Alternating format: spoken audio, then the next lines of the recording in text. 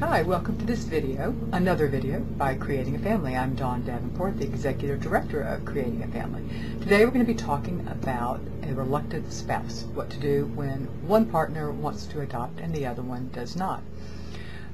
First of all, I want to recommend that you check out our September 24th, 2008 radio show that we did a couple of years ago on this subject. And actually we also talked about both a reluctant spouse as well as a reluctant family when your extended family is not enthusiastic about your adoption plans.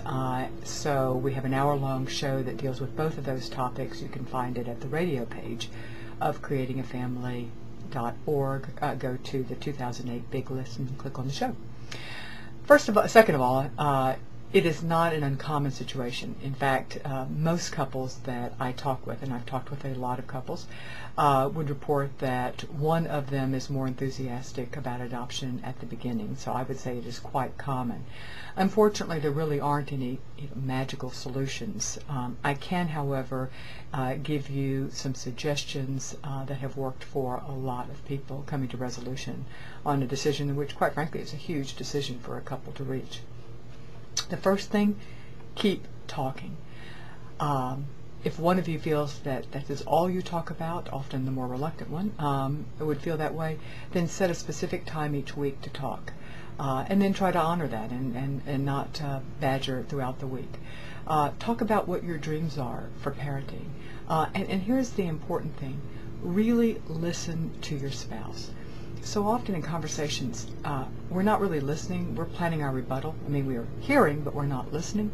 And I think now it's so important for you to understand, you may assume you know why your spouse is not wanting to adopt, but you may be wrong. It can be any number of things. Yes, it could be the fact that he or she is concerned that they cannot love a child that's not biologically related.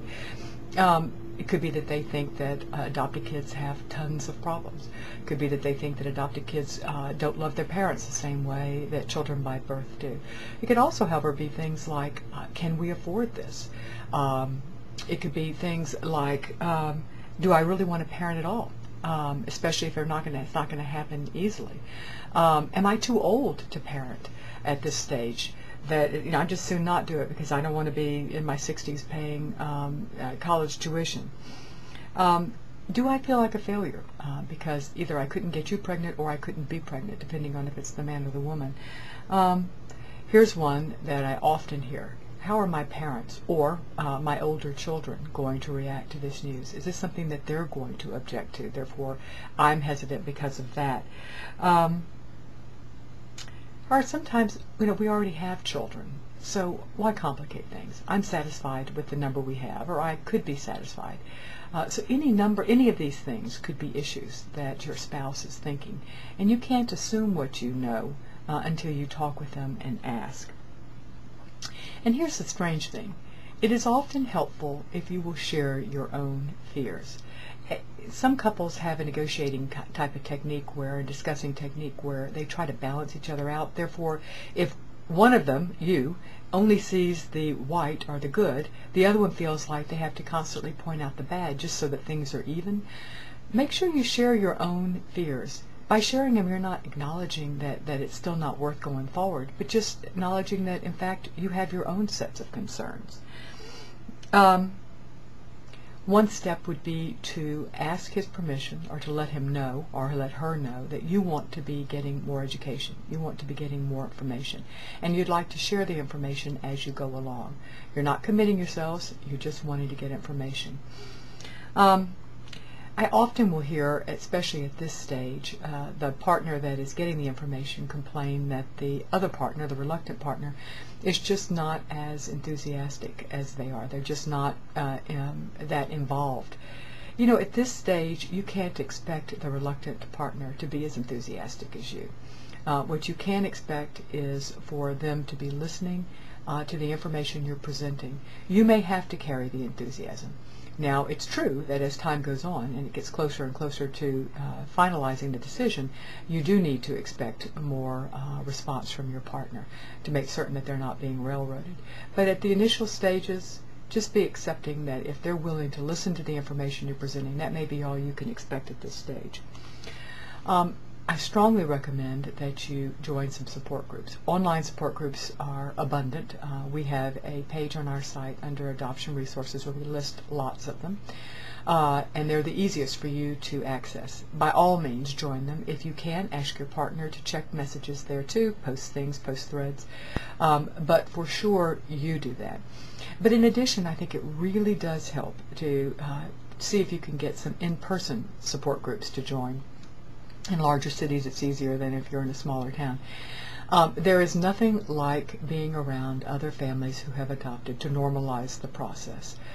So I strongly recommend that you do that. Sometimes adoption agencies will have, not necessarily support groups, but they'll have information sessions, and as part of these information sessions, often there will be a panel of adoptive parents, or sometimes there are adoption conferences being put on that will have panels of adoptive parents. All of these are really important, so you might ask your partner to, if he's not willing to do much else, if he would be willing to go with you to attend one of these meetings. Agreeing up front that this is not committing you, and you need to be honest there. This isn't committing you, it's just one more step of getting additional information. Take a break from infertility treatments for a set period of time. And during that time, try to avoid talk about adoption, avoid talk about infertility. Try to remember why you married each other and enjoy yourselves as a couple for a period of time. Sometimes it's what's needed to kind of reconnect as two people who want to go through life together. Consider visiting a therapist if you really feel stuck. And I think it's important to visit a therapist that is familiar with infertility issues.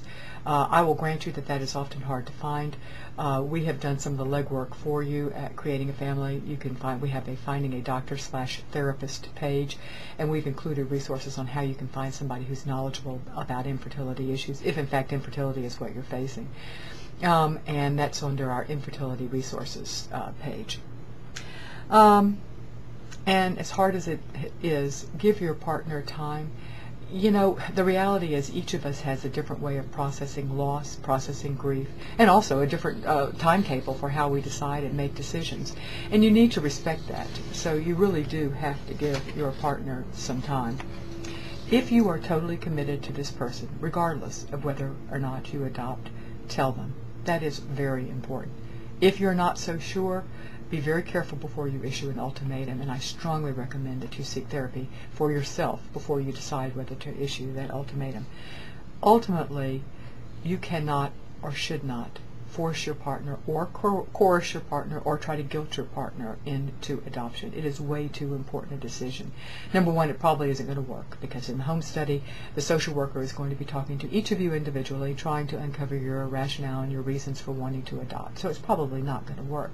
But even if your partner could fake it for the home study, it is not fair, both to your partner, but most important, it is not fair to your future child. Every child deserves to be wanted by both of their parents.